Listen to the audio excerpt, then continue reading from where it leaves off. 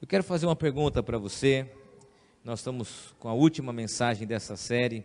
Cada um tem a sua história. Vimos aqui o testemunho da Cris. Hoje de manhã vimos do Tiago, do Jonathan também não estava aqui, passou de manhã, do Joe. As pessoas contando sua história. E muitas dessas pessoas trazem experiências de decepções, fracassos. Muitas das pessoas, quando olham para suas narrativas de vida, elas encontram situações de dificuldade, mais ligadas a essas experiências de decepções do que propriamente a troféus, a conquistas, a coisas boas. Elas olham para suas trajetórias pessoais e sentem-se frustradas e decepcionadas com tudo o que viveram. Alguns, outros olham para sua relação conjugal, um casamento que não deu certo, olham para os filhos e veem a dificuldade da educação de um filho, olham na expectativa que tiveram no passado de uma faculdade, de uma formação profissional, e hoje você nem trabalha na área, ou está sem trabalhar naquela área que você tanto sonhou e tinha como expectativa.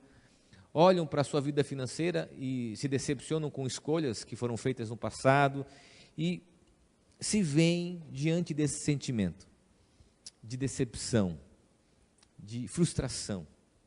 Como então a gente pode ressignificar as nossas trajetórias de vida marcadas por essas experiências?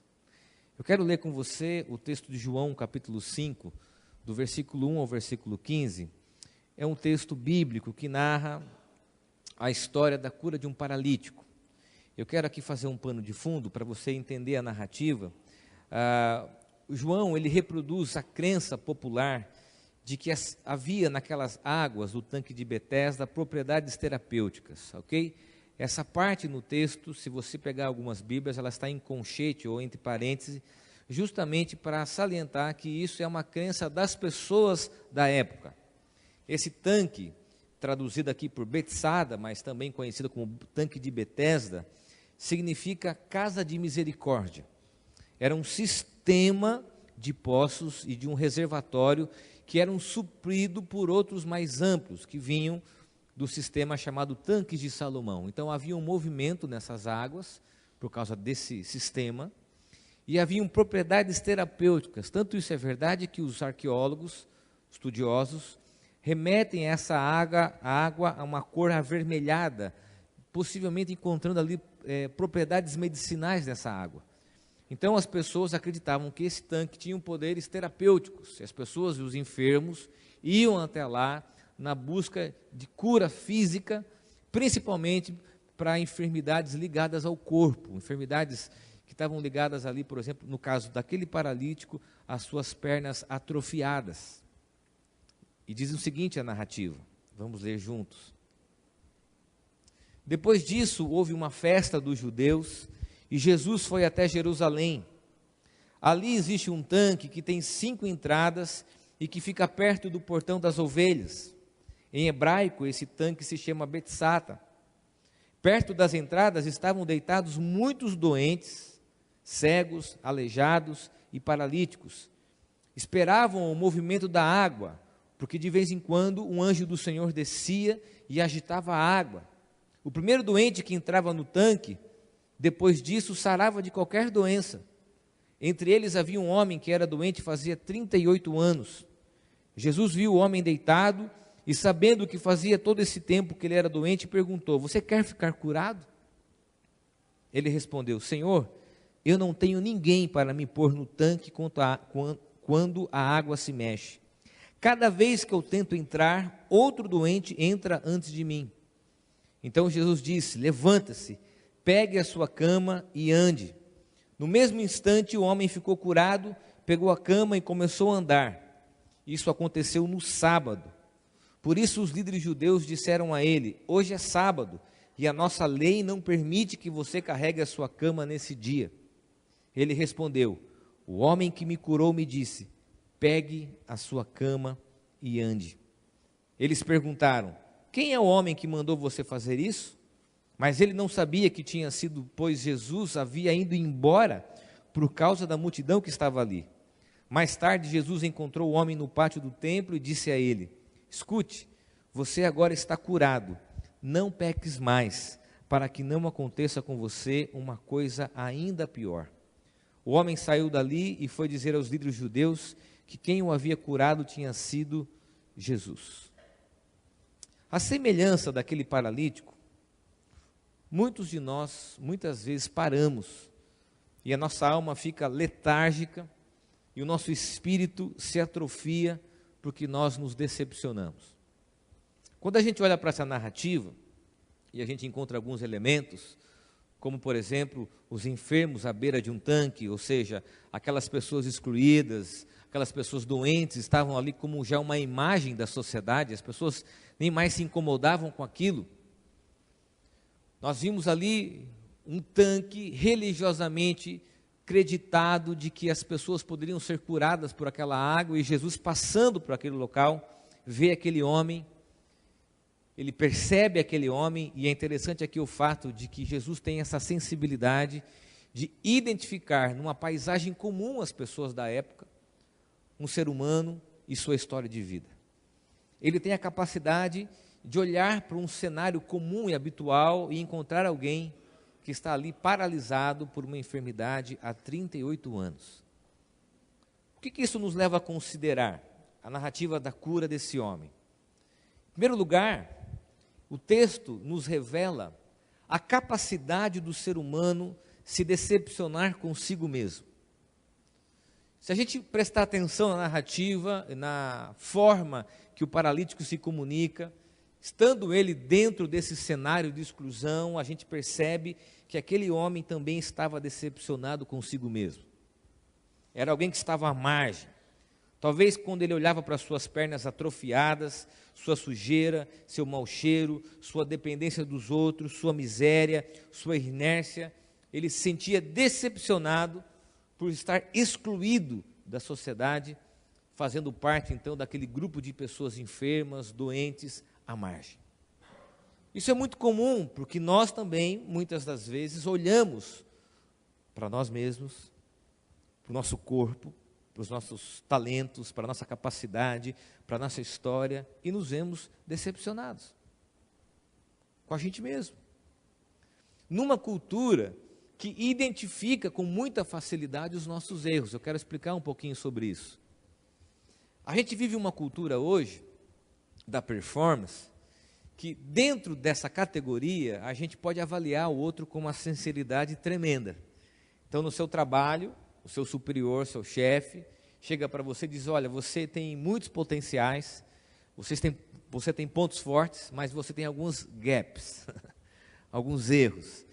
E essas pessoas pontuam os nossos erros, as nossas fragilidades, e nós nos vemos diante desses pontos fracos, desses erros, mas nós não olhamos para isso com maturidade para superarmos os nossos erros. Na verdade, nós abraçamos a definição desses erros e ainda mais nos decepcionamos com a gente mesmo. Você entende isso? É uma cultura que valoriza os seus pontos fortes, mas que tem uma facilidade absurda de identificar os seus erros. E eu e você, diante dos erros, o que a gente faz? A gente se vê decepcionado. Eu falei hoje de manhã de uma experiência que eu tive, de uma entrevista de trabalho, quando eu tinha ali 18 para 19 anos, eu passei em etapas, feliz, tinha saído de um curso técnico, feliz de poder participar daquele processo seletivo, confiante, passei a primeira, a segunda, a terceira etapa, na última etapa, eu fui reprovado. Na verdade, haviam duas pessoas, a outra pessoa foi contratada, eu não, eu fui para uma sala, e eu lembro que aquele homem disse para mim, olha, você não foi aceito, muito legal, você foi bem nas entrevistas, e aí usa de neurolinguística, né? Você foi o melhor, mas tem um problema, você é muito jovem. E eu saí dali, jovem então, me questionando, dizendo assim, puxa, e vendo a minha juventude como um problema, e me decepcionando com o fato de ser jovem, e lidando com isso, puxa, mas em que momento da minha vida então eu vou poder viver coisas que a minha juventude não me atrapalhe? E é exatamente isso que a cultura faz com a gente, coloca a gente diante dos nossos gaps, mas ao invés de nos tornar maduros na correção desses gaps, nós abraçamos as nossas decepções individuais, esses erros, essas fragilidades, ao ponto de nos tornarmos decepcionados com a gente mesmo, comigo mesmo, com você mesmo. Interessante você assistir, por exemplo, esses programas que a gente tem na televisão, que o cara vai cantar, ele é avaliado. Quando é um cara adulto, você até releva um profissional, mas aí você pega aquelas crianças no domingo à tarde, aqueles jurados são cruéis, né? Olha, você desafinou, olha, você fez isso, falta isso. E eu sempre que assisto, falo para minha esposa, puxa, eu fico imaginando o quanto um pai ou mãe dessas crianças vai ter que pagar para um terapeuta, para essas crianças ressignificarem suas decepções. Porque nós vemos essa grande contradição de uma sociedade que aplaude as nossas conquistas, os nossos pontos fortes, mas é uma sociedade que potencializa também os nossos erros. E quando ela faz isso, muita gente aqui se decepciona consigo mesmo. Talvez você se identifique como alguém assim, profundamente decepcionado consigo mesmo, se vendo incapaz e inerte às coisas que estão à sua volta. Decepcionado com o seu trabalho, com a profissão que você escolheu, decepcionado com o seu corpo, decepcionado com o seu casamento, decepcionado com aquilo que você viveu de uma forma geral, e eu não sei em que momento, em que área da sua vida, mas é comum que a gente se reconheça frustrado e decepcionado por olharmos ou para olharmos pela nossa própria existência e identificarmos esses erros. Eu fico imaginando, talvez, tentando aqui construir uma narrativa de que aquele homem, ele se vê diante de Jesus e diante da sua condição e não esperava muito daquilo, porque estava naquela paisagem, e ele diz, olha, a minha condição, literalmente ele diz assim, a minha condição é essa. E o texto deixa muito claro, apresenta um homem como um paralítico de 38 anos, mostra a condição dele, uma condição de exclusão, e que talvez muitos de nós nos encontremos. Agora, qual que é a novidade? Qual é a graça, o sentido desse texto? E aqui é uma mudança de narrativa. É quando a graça de Deus se manifesta na vida daquele homem através do fato de que Jesus prestou atenção nele. Por isso que Branham diz que o amor do Salvador é para o torto e o moído, que sentem que suas vidas são uma grande decepção para com Deus. Então eu quero dizer uma coisa para você. Se você, como eu, e como qualquer outra pessoa, se sente decepcionado consigo mesmo em algum momento da sua trajetória de vida, eu quero dizer que o amor de Deus, a atenção de Jesus, tem como alvo pessoas como eu e como você. Você crê nisso? Pessoas que se sentem fracassadas. Pessoas que falam assim, puxa, eu deveria ter feito de uma outra forma, de uma outra maneira. Segunda consideração do texto. O texto nos revela uma habilidade humana de culpar e compreender que a mudança e cura da nossa vida depende dos outros.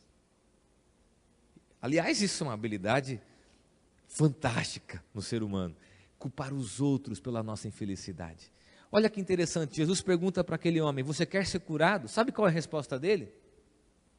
Ele diz o seguinte, bom, eu estou aqui, mas as pessoas furam a fila, ninguém me leva. De forma nenhuma, no texto, ele responde proativamente, diz assim, eu quero, mas ele coloca a justificativa de que os outros são os responsáveis pelas suas infelicidades.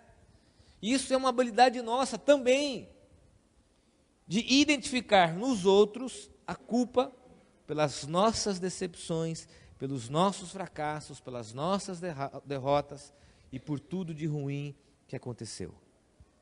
Por exemplo, você vai culpar as pessoas que trabalham com você por você ter sido mandado embora.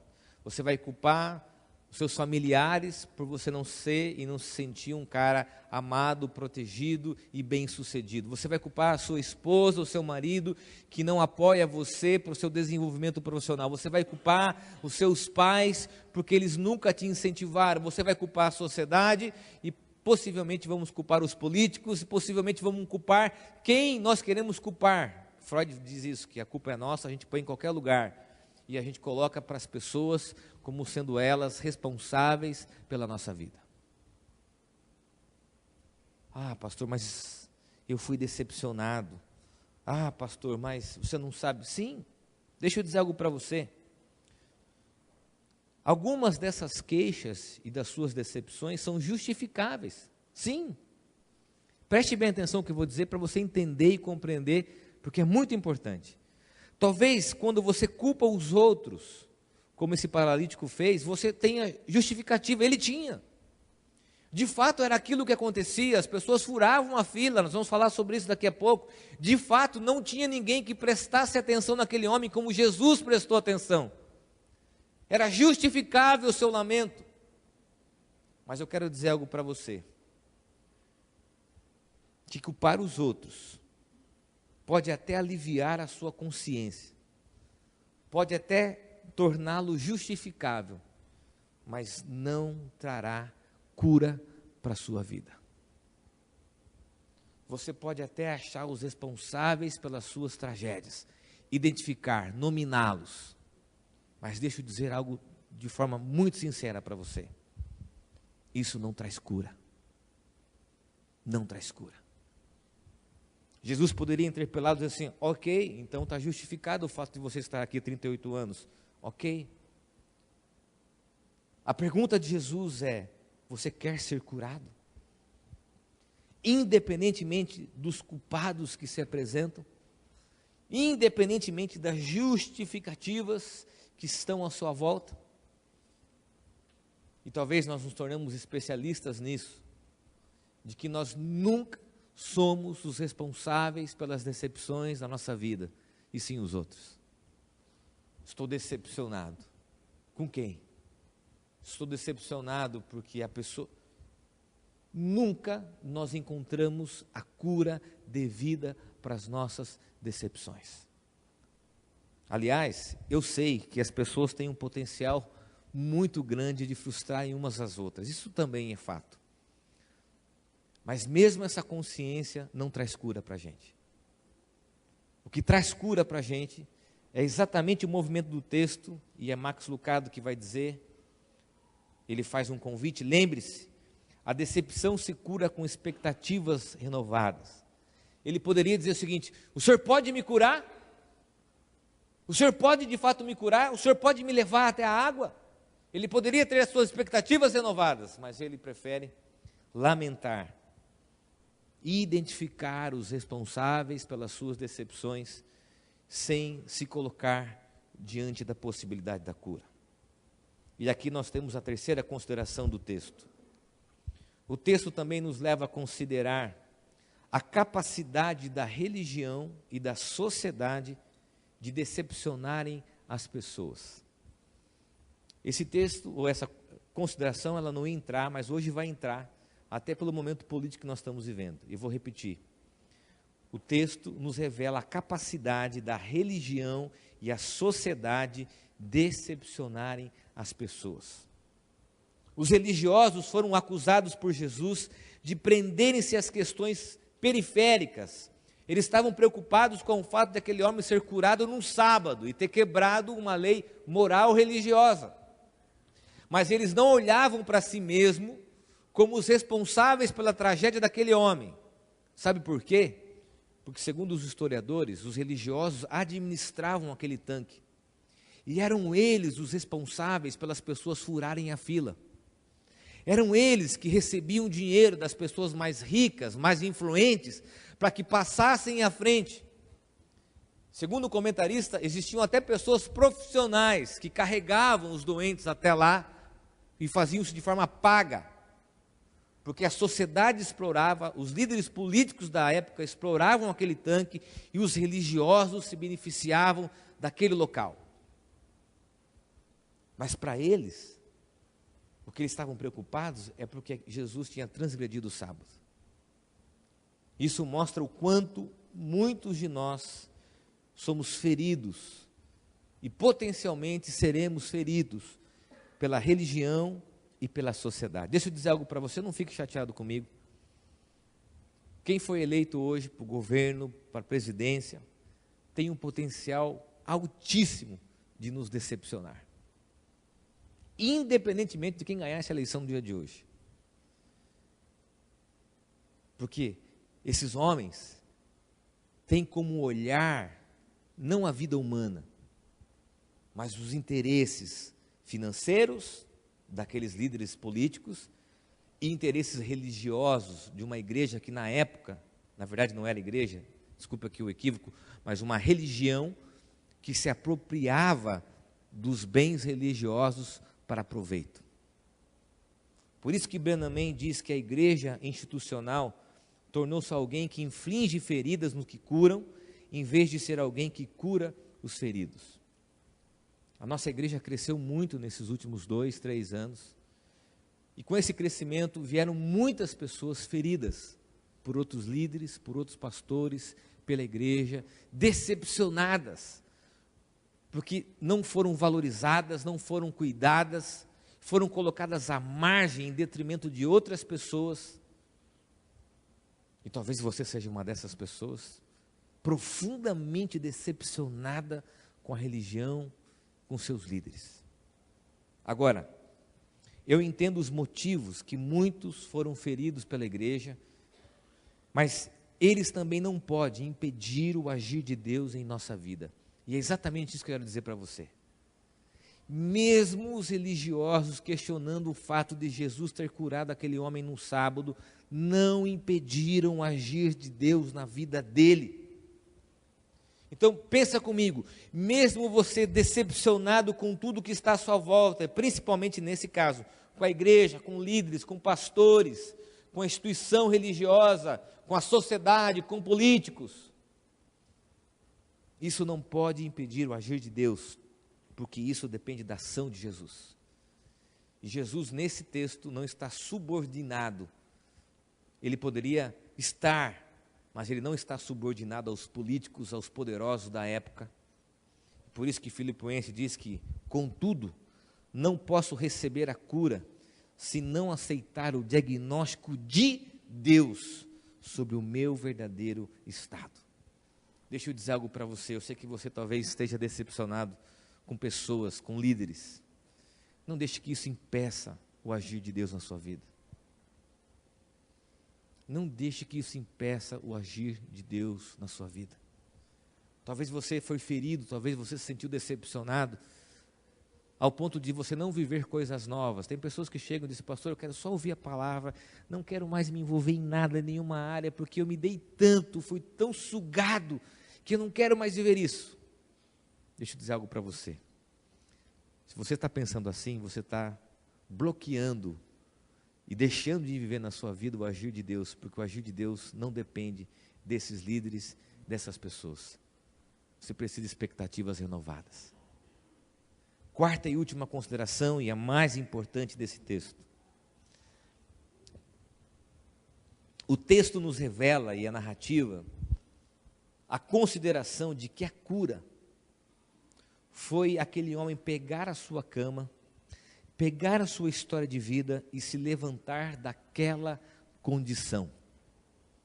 A cura do texto é a mudança de condição de vida daquele homem. As palavras de Jesus foram as mesmas referidas ao paralítico de Cafarnaum, na narrativa de Marcos. A cama ou o leito era uma esteira, um colchão de palha, fácil de se enrolar e levar sobre o braço, e a palavra em grego aqui é krábatos, é uma esteira bem simples, humilde, que o homem colocava e vivia daquela esteira. Vivia com seus recursos voltados para a sua enfermidade. E quando Jesus chega para ele e diz, você quer ser curado?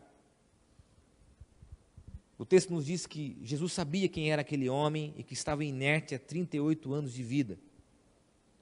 Mas o que Jesus queria nessa pergunta era questionar o seu modo de vida. Sabe por quê? porque Jesus estava na realidade questionando se aquele homem queria mudar de vida. Se aquele homem estava se perguntando e deveria se perguntar se desejava parar de pedir esmola, se desejava parar de viver numa condição e de andar com as suas próprias pernas, de trocar as suas roupas, de sair do pó, da exclusão e parar de depender dos outros. Quando Jesus diz, levanta e anda, pega a sua cama, ele faz um convite a uma mudança de vida e de condição.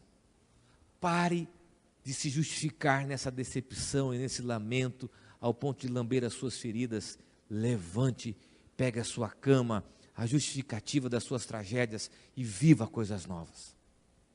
Talvez a sua cama seja um casamento que não deu certo, um trabalho que não evoluiu, um negócio que emperrou, não sei, uma enfermidade que você precisa deixar a sua justificativa de lamento e de vida para ser curado.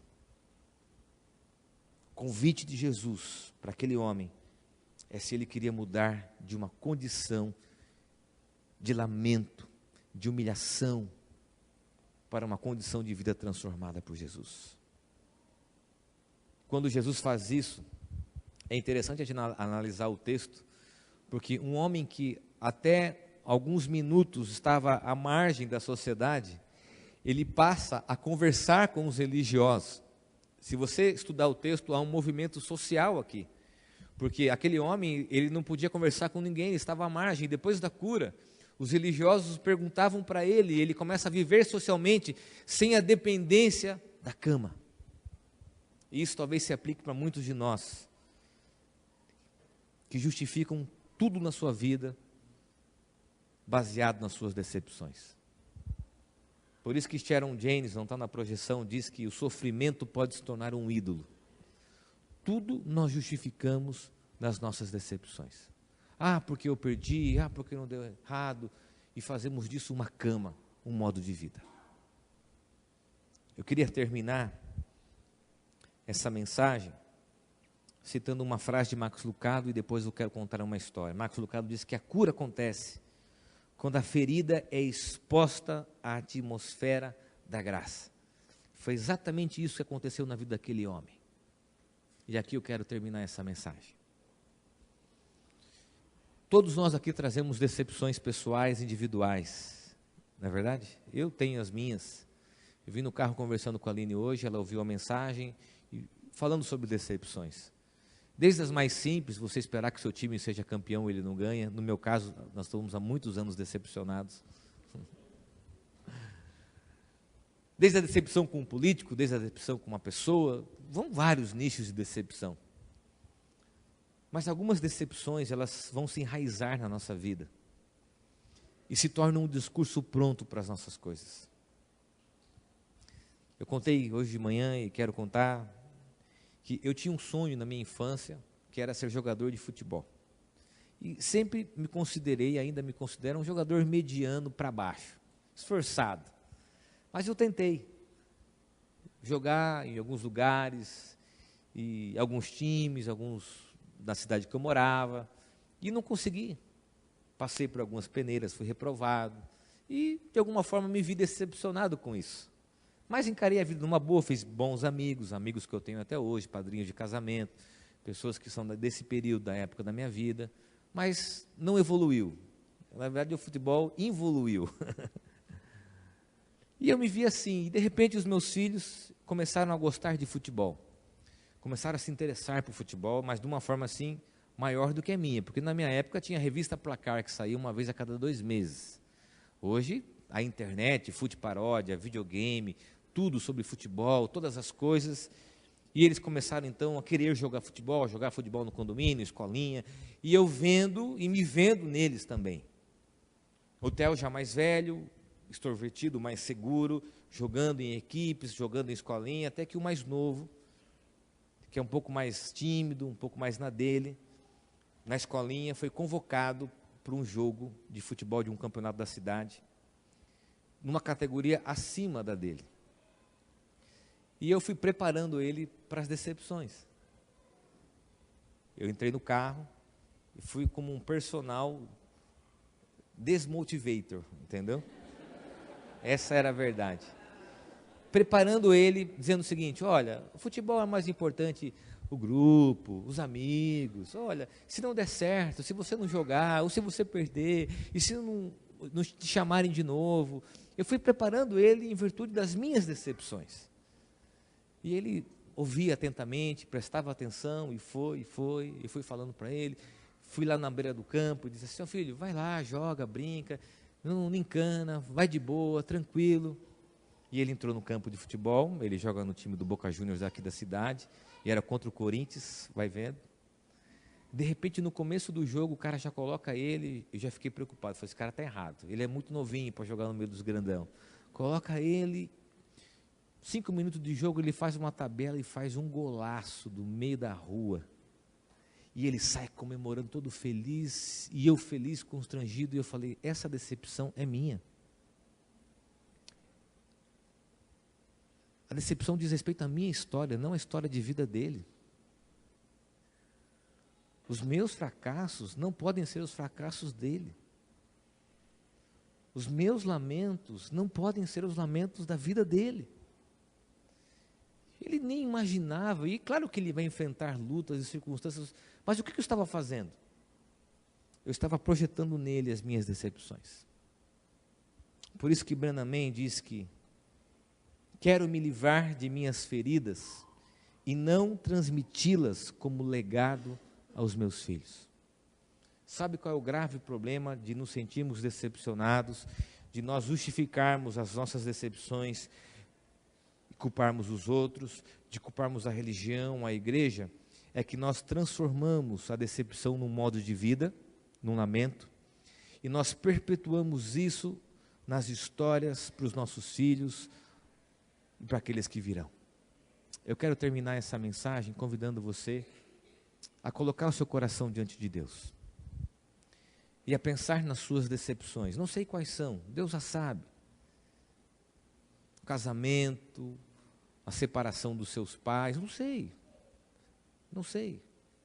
Mas alguma coisa que traz uma profunda tristeza, mas também uma justificativa para as pessoas. É interessante isso, eu atendo diversas pessoas, às vezes as pessoas sentam e quando elas estão falando das suas tristezas, prontamente elas dizem, olha, eu sou assim por causa disso. Talvez você se identifique assim, por quê? Mas ainda assim, isso não traz cura para a sua vida, e só Jesus, assim como Ele curou aquele homem, pode curar a nossa vida.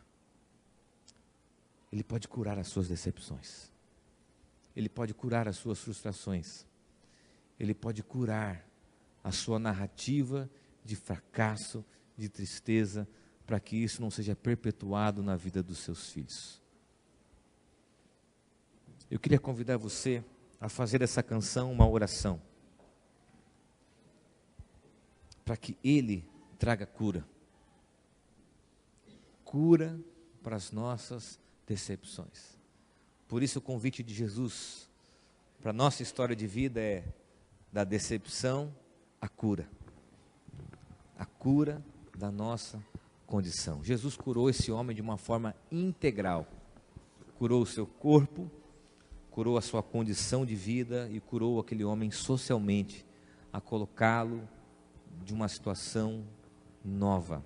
Não mais de pedir esmolas, não mais de viver de coitadismo, à margem, mas para alguém que foi curado por Jesus.